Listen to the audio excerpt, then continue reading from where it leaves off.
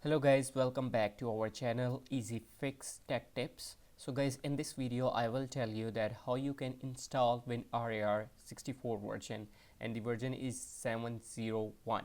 It's for 62-bit Windows. So you just simply have to double click on the setup and then click on yes.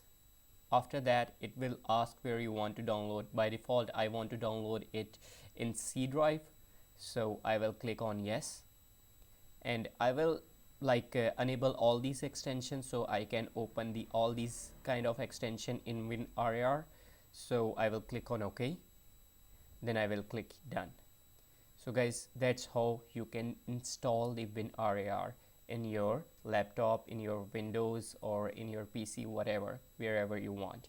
So guys, that's it for today's video. If you like our video, don't forget to subscribe our channel Easy Fix Tech Tips. I will see you in the next video. Thank you so much for watching. Have a great day. Bye bye.